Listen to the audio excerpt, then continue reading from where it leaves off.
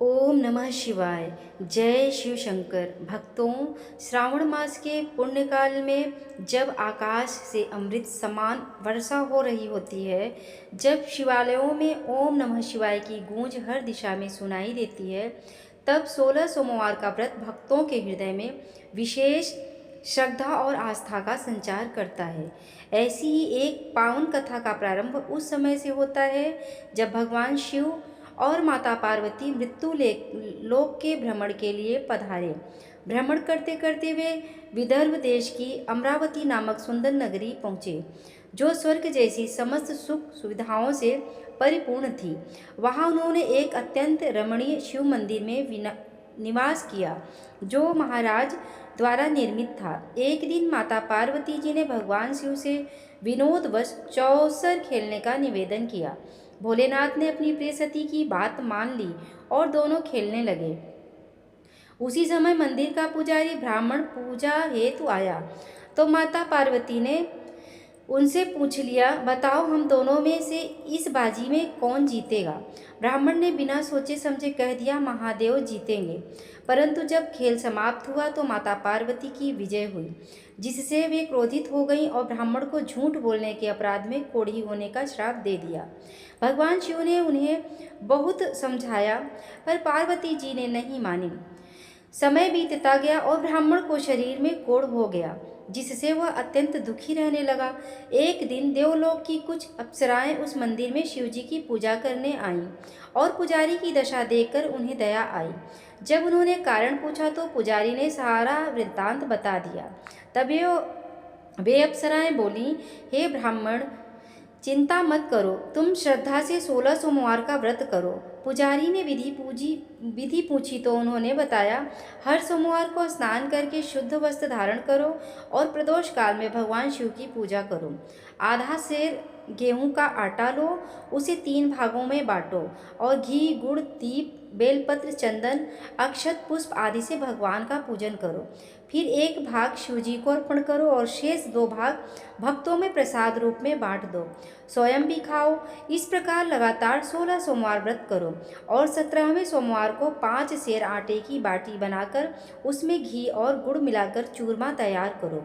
उसे भोलेनाथ को भोग लगाकर भक्तों में बांट दो और कुटुंब सहित प्रसाद लो। ऐसा करने से सभी मनोकामनाएं पूर्ण होती हैं।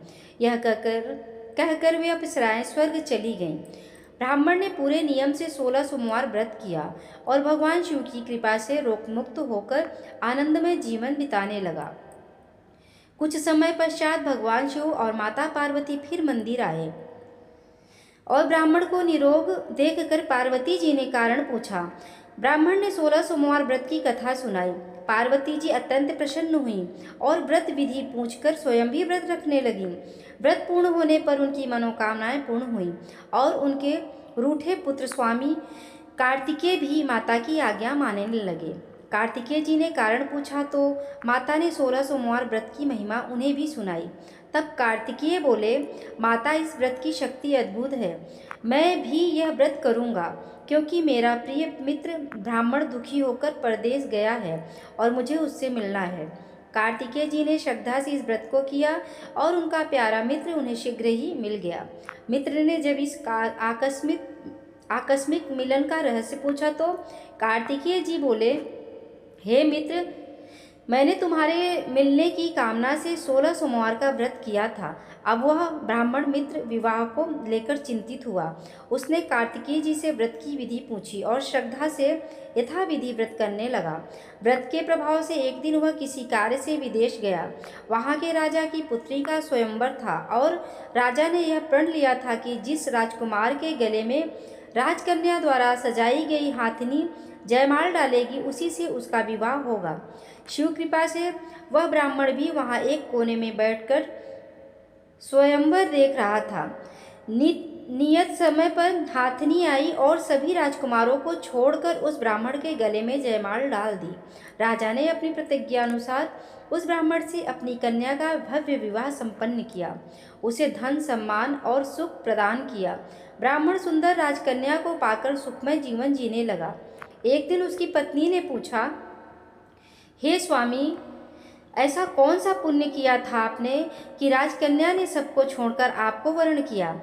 ब्राह्मण बोला, हे प्राणप्रिया, मैंने अपने मित्र कार्तिकेय जी के वचनों के अनुसार 16 सोमवार का व्रत किया था। उसी के पुण्य से मुझे तुम जैसी धर्मनिष्ठ पत्नी प्राप्त हुई। यह सुनकर रानी अत्यंत चकित हुई और संतान प्राप्ति की कामना से उसने भी श्रद्धा से यह व्रत आरंभ कर दिया।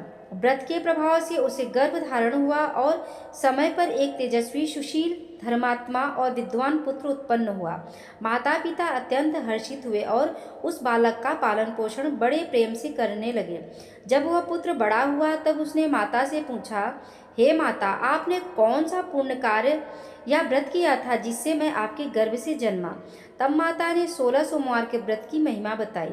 पुत्र ने उस सरल और मनोकामना पूर्ण करने वाले व्रत को जानकर स्वयं भी राज्य प्राप्ति की अभिलाषा से यह व्रत करना आरंभ किया। कुछ ही समय बाद एक वृद्ध राजा के दूत उसके पास आए और अपनी राजकन्या के लिए उससे विवाह प्रस्ताव रखा। विवाह के बाद वृद्ध राजा के निधन पर वह ब्राह्मण युवक राज्य का उत्तराधिकारी बना और सिंहासन पर आरूढ़ हुआ। राज्य पाकर भी उसने व्रत का पालन न छोड़ा और जब 16वां सोमवार आया तो उसने अपनी पत्नी से पूजन की सामग्री मंगाई और साथ चलने को कहा, परंतु उसकी पत्नी ने आज्ञा की अवहेलना की और केवल सामग्री दासियों के हाथ मंदिर भिजवा दिया, स्वयं नहीं गई। पूजन समाप्त करते ही आकाशवाणी हुई, हे राजन, अपनी पत्नी को राज्य से निष्कासित कर दो, नहीं तो यह तेरा सर्वनाश कर देगी। यह सुनकर राजा हतप्रभ रह गया और मंत्रणा सभा में जाकर अपने सभासदों को यह बात बताई। सभी मंत्री दुखी हुए, पर राजा ने शिव आज्ञा का पालन करते हुए अपनी रानी को राज्य से निकाल दिया।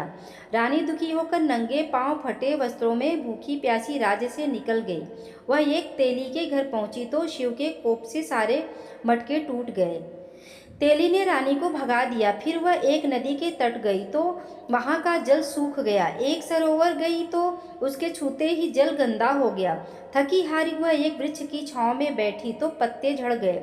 यह सब देखकर गांव के ग्वालों ने अपने गुरु गोसाई जी को खबर दी, जिन्होंने रानी को बुलाया और उसके मुख की कांति देखकर कहा, पुत्री, तू कोई उच्च कुल की स्त्री प्रतीत होती है। मेरे आश्रम में रहो, मैं तुझे बेटी समान मानूंगा। रानी ने आश्रय स्वीकार कर लिया, परंतु रसोई बनाते समय उसमें कीड़े पड़ते, जल में भी कीड़े दिखते। यह देख पुजारी दुखी हुए और कारण पूछा। रानी ने शिव पूजन में स्वयं न जाने की बात बताई। तब पुजारी ने शिव की स्तुति कर रानी से 16 सोमवार का व्रत करने को कहा। रानी ने श्रद्धा से व्रत किए और 17वें सोमवार को पूर्ण विधि से पूजन किया। उसी समय राजा को रानी की याद आई और उसने चारों दिशाओं में दूत भेज दिए। दूतों ने रानी को गोसाई जी के आश्रम में पाया। राजा को सूचना दी तो वह स्वयं रानी को लेने गया। गोसाई जी ने राजा को समझा बुझाकर रानी को सौंप दिया। राजा रानी को लेकर लौटा। सारे राज्य में उत्सव हुआ, चारों ओर हर्ष छा गया। इस प्रकार जो भक्त श्रद्धा से 16 सोमवार का व्रत करता है उसकी सभी मनोकामनाएं पूर्ण होती हैं और अंत में मोक्ष की प्राप्ति होती है। प्रेम से बोलिए हर हर महादेव, जय माता पार्वती। यदि यह शिवमय कथा आपके मन को स्पर्श करे तो कृपया इसे लाइक करें, शेयर करें और अपने विचार नीचे कमेंट में हर हर महादेव लिखकर जरूर बताएं। चैनल को सब्सक्राइब करें ताकि ये ऐसी ही भक्तिपूर्ण शिवमयी कथा आप तक सदा पहुंचती रहे। जय भोलेनाथ, जय शिव शंकर, राधे।